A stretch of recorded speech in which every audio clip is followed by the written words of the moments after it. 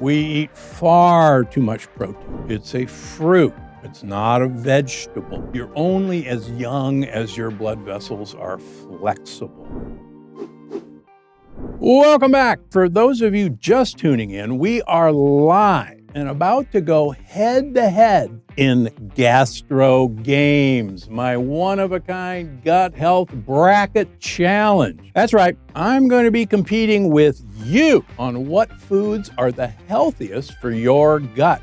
Are you up for the challenge? I'll go first. Pineapple versus kiwi. Both of these are available almost year-round in the grocery store. Pineapple shows up over and over and over again on my patient's food sensitivity list. I have a feeling that it's because it is a tropical fruit that did not exist in our ancient diet. It's a new fruit that most of us really weren't exposed to a long time ago, and we haven't had time to get used to it, and probably our gut buddies haven't had time to get used to it. On the other hand, a kiwi fruit, interesting studies show that the fiber in kiwi promotes really great gut diversity. In fact, there are human studies showing that a golden kiwi, and we're beginning to see these, they're smaller than a regular kiwi,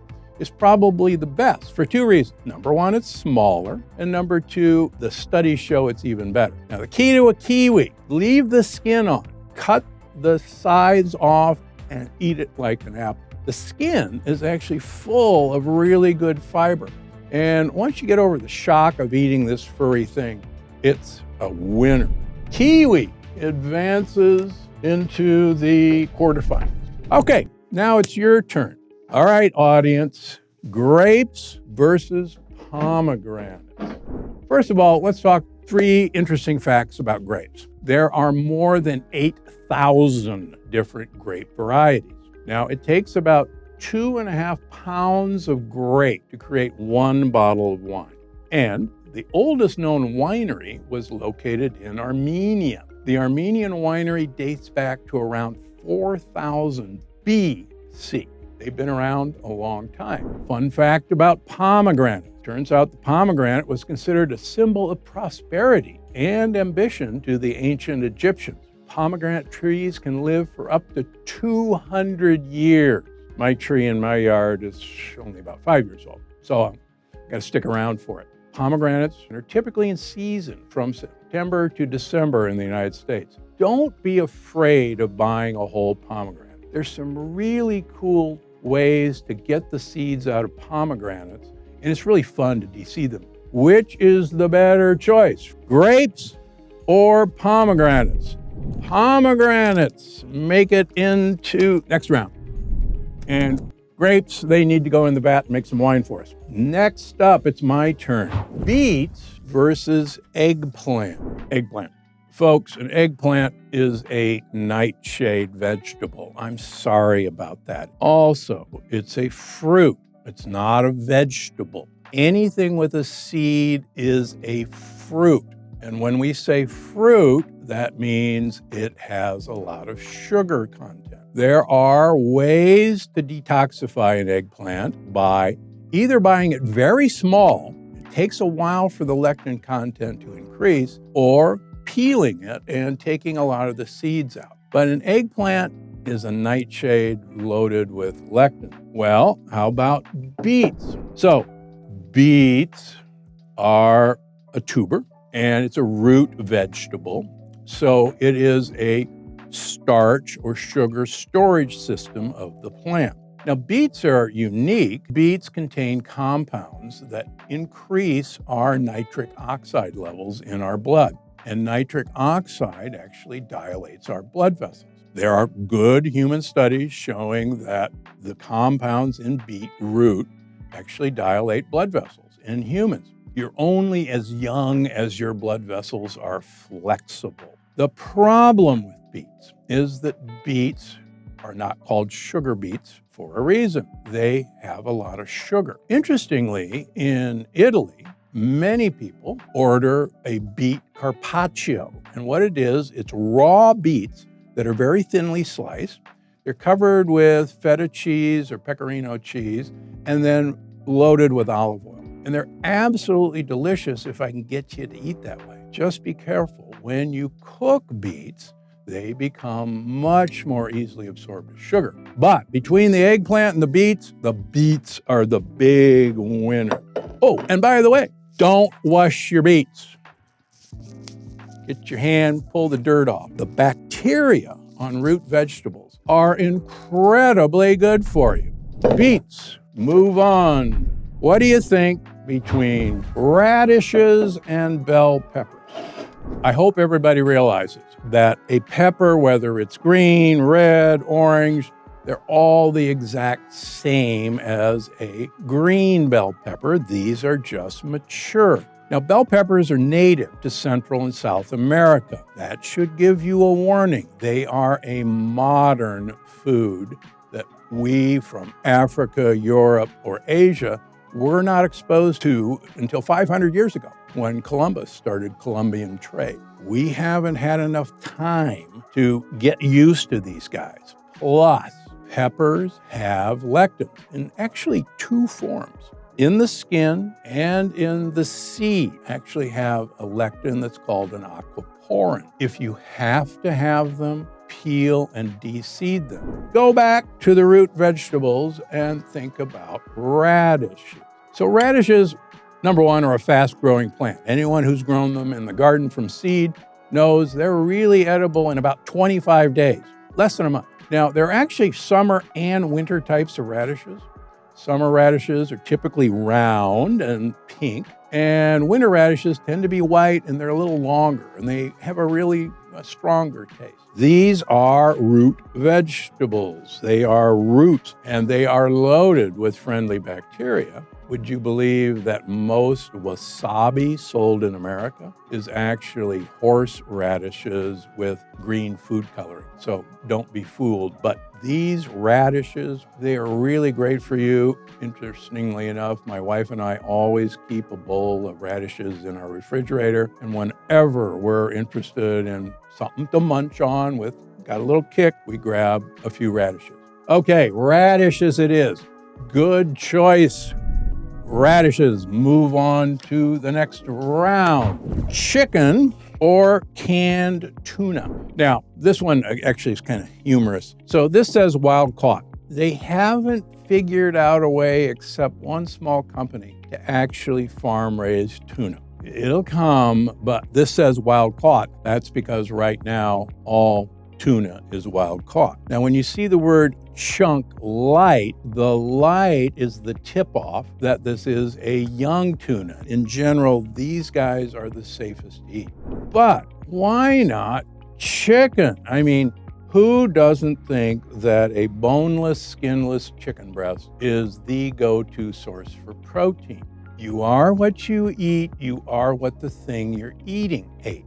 And even if it says organic, skinless, boneless chicken, they're fed corn and soybeans. And I like to say that a chicken is just an ear of corn with feathers. Interesting fact, the skin is actually loaded with the most beneficial compounds. It has spermidine in it, which is one of the best longevity compounds known to mankind. Unless this is pasture-raised chicken, you're much better off with this light tuna. Canned light tuna wins this round. Now this one's going to be really fun. Pork chop or oysters. So let's talk about oysters first. Now, oysters have been around for at least 15 million years. An oyster can live up to 20 years. Now, believe it or not, similar to fish, oysters actually have gills.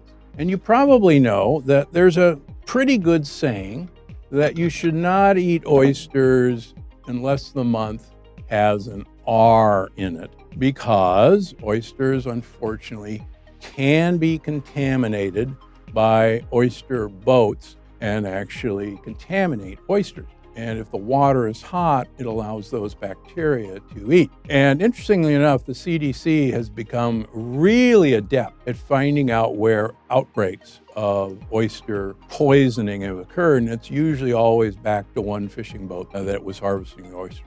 So stay away from hot water oysters, particularly in the summer. Oysters are loaded with amazing omega-3 level, but perhaps more importantly, oysters have plasmalogens.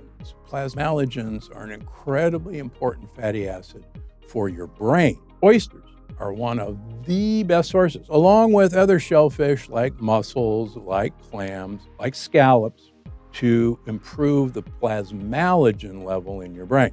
Okay, how about pork? According to history, bacon is one of the oldest processed meats there is. Pork is the second most commonly consumed meat in the world. Pork can be eaten both freshly cooked or preserved, like bacon or like ham. Pork contains a sugar molecule called Nu-5G, capital G-C. You and I have a sugar molecule lining our gut, lining our blood vessels, lining our blood-brain barrier, and lining our joints called Nu-5AC. They're almost identical except from one molecule of oxygen.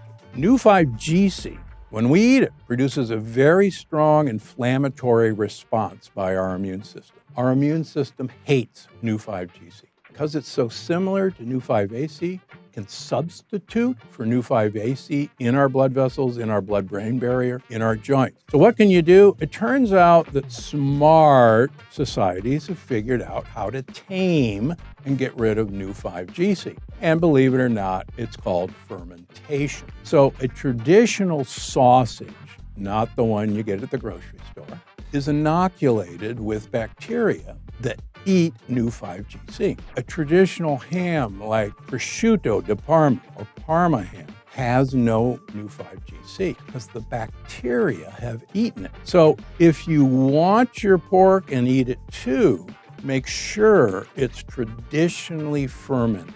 And that's the secret to making pork safe. Oysters win. Next up, olives versus granola. There are aisles and aisles and aisles of granola in the grocery store. Let's be real, folks. Most granola is based on oats. And if you've read any of the reports coming out of Consumer Reports, the Environmental Working Group, you know that almost all oats, even organic oats, are contaminated with Roundup, glyphosate. They're also contaminated with an herbicide that is outlawed by the EPA. So I don't care if it says organic oats. I will defer to my older daughter, who is a horsewoman, who assures me that oats are only suitable for fattening horses for the winter. Olives, like all fruits and vegetables, are coated with their own native bacteria coating the olives. They're called biofilms. Now that sounds ew, but it turns out that the bacteria on olives is a really, really important bacteria that improves our health, improves our gut wall barrier, and our bacteria love to see those bacteria. So regardless of what else you think about olives, this is a new reason why olives, even whole olives, are really good for you. Now, don't get the one that's stuffed with a pimento. That's a bell pepper, and it's full of lectins. You'll negate the effect. Olives are a rich source of all the polyphenols that you're getting in olive oil. And the flesh of an olive is actually a great prebiotic fiber. So you're probably guessing that olives advance to the next round. Pickles or trail mix.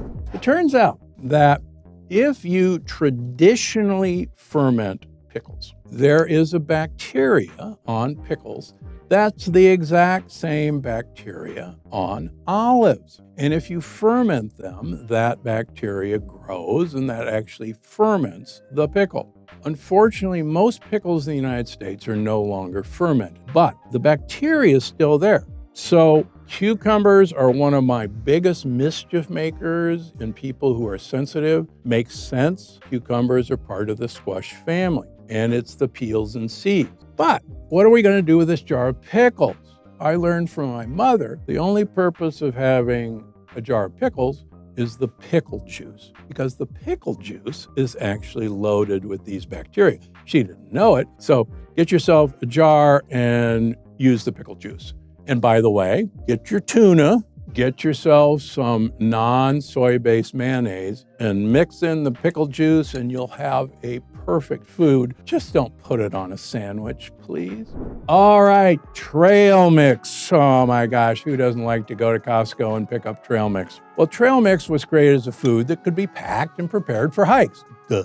Trail mix is known as scrogan in Australia and New Zealand. It's the same stuff. Now, Native Americans consumed a version of trail mix that actually took dried buffalo meat with berries and pounded it into pemmican. And that was actually a useful trail mix because the buffalo meat was fermented in a process of drying it. Our trail mix, unfortunately, is probably one of the most dangerous foods you can eat. First of all, the almonds. The peel in almonds has a really nasty lectin. Cashews. Cashew is not a nut at all. It's a cousin of poison ivy. It usually has dried cherries. Now, dried cherry sounds like a good idea, but these dried cherries are always coated with sugar. So this is just a sugar bomb. Invariably, you're going to see pepitas or sunflower seeds or pumpkin seeds, and those are little lectin bombs. And just to make things worse, I don't see them in here, but they're usually there, there's chocolate chips, which is really not chocolate at all. So this is one of the worst things you can eat on your hike. Let's vote. Oh, all right. Okay. Pickles win. Best of two bad choices. Good. That's okay. So take your pickle juice on the hike and hydrate. Kiwis and the beets. There's so much to like about both of these, but I guarantee you that if you're choosing between a raw beet and a raw kiwi, this is by far the best choice because you'll probably eat that and you're probably not going to munch on a raw beet. But they're both really good, but I'm going to the kiwi, and if you can find the golden kiwi, get them, they'll be worth it. Kiwis win. Pomegranates versus radishes. Oh, it's getting tougher and tougher. Oh, both are coming in. Stay tuned. Okay, pomegranates advance to the next round. Once again, they're loaded with polyphenols. If you have the right set of bacteria in your gut, you will turn them into one of the most important postbiotics ever described, called urolithin A. And fun fact, super old people have the right set of bacteria to turn the compound in pomegranates into urolithin A. And that may be why pomegranates are really one of the oldest and most popular fruits.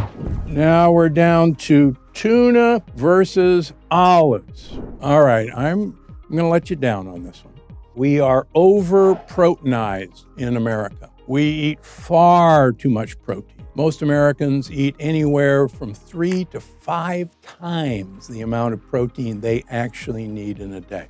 And we're always consumed with, we've got to have animal protein. I was raised in Omaha, Nebraska. I have nothing against animal protein. But because we have so much protein in our diet, I'm actually going for the olives, for the right bacteria, for the right oils, and for the right fiber. So this was a tough one, and don't get mad at me.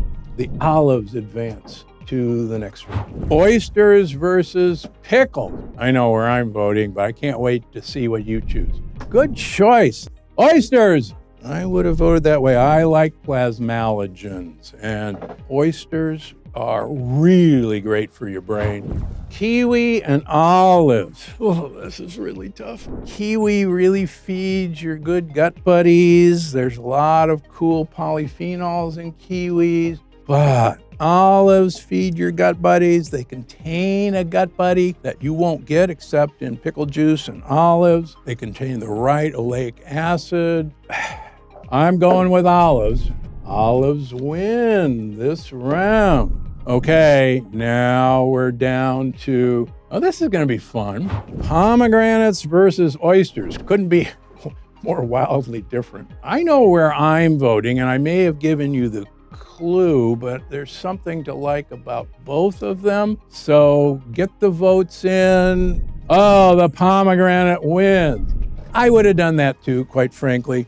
This really cool compound, urolithin A, turns out actually stimulates your mitochondria to grow and divide, and actually to take out the garbage of bad mitochondria. And it may be this compound, urolithin A, which is one of the big differences between the super old people who are doing great in their late 90s and early 100s and the not so great. Well, I'm gonna, because pomegranates are only available for a certain time of year, and all those are available year-round, and it's that time of year for pomegranates, I'm actually going for pomegranate as the winner of the Gastro Games. This was a great game. You actually chose very wisely. Thanks for joining me live, and thanks for playing Gastro Games. Now, hopefully you learned a lot today about ways you can help improve your gut health.